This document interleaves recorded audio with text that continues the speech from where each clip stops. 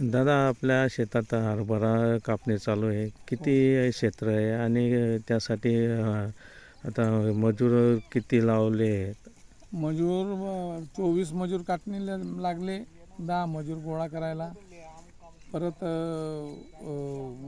मशीनवर काढला जाईल. तो मशीनवर काढून मग मार्केटला जाईल. मार्केटला काय भाव भेटून काय नाही. मग आता कापणी चालू आहे. आता कापणी चालू आहे. कापणीनंतर मग कापणीनंतर मग गोळा केला जाईल, सुकला जाईल. किती दिवस पडेल? मग 4 दिवस पडेल, 4 ते 5 दिवस पडेल. मग गोळा केला जाईल. हां, मग गोळा करून मग मशीन लावून काढला जाईल. मशीन लावून काढलं जाईल. त्यासाठी मग आता मजुरांची संख्या वाढत आहे. मजुरांची संख्या वाढतेच. नंतर मग मार्केटला जाईल. मार्केटला जाईल. हां हां. मार्केटला गेल्यानंतर मग जो भाव भेटेल तो भेटेल. आपला तकदीरमध्ये जो असेल तो किती आहे? पूर्ण क्षेत्र आहे? पूर्ण क्षेत्र 4 बिघा आहे.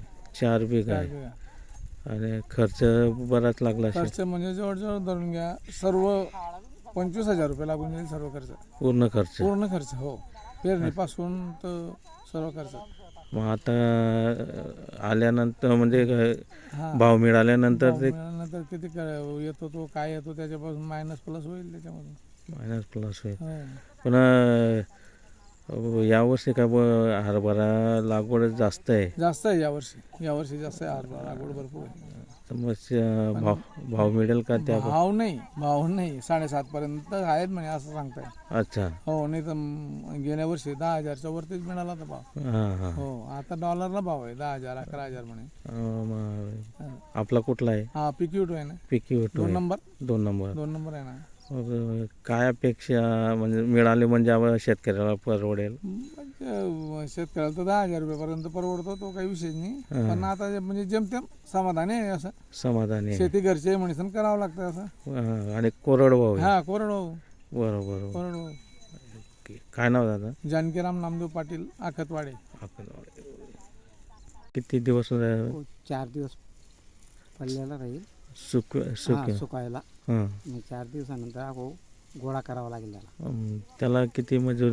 त्याला 12 मजूर लागते गोळा करायला. आणि त्यानंतर मग मशीनच्या साहाय्याने मशीनच्या साहाय्याने काढावं लागेल. मंत्र काढावं लागेल. आतापर्यंत तरी किती खर्च लागला असेल?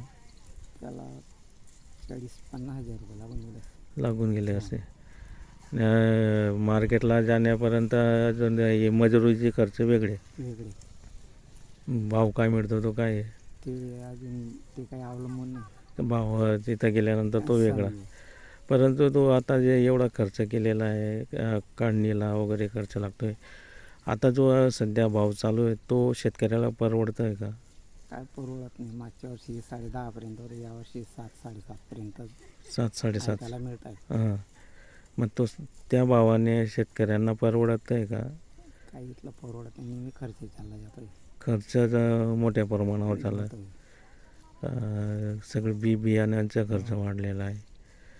म्हणजे शेतकऱ्यांना फवारणीचं किती भाव राहिला म्हणजे शेतकऱ्याला परवडेल? भाव म्हणजे 10,000 पर्यंत राहिला तर परवडेल. नाही तर मग नाही परवडणार. म्हणजे मेहनतच करावं लागेल. ओके. किती जातं आपलं हे पूर्ण? 4 एकर शेत. 4 एकर शेत.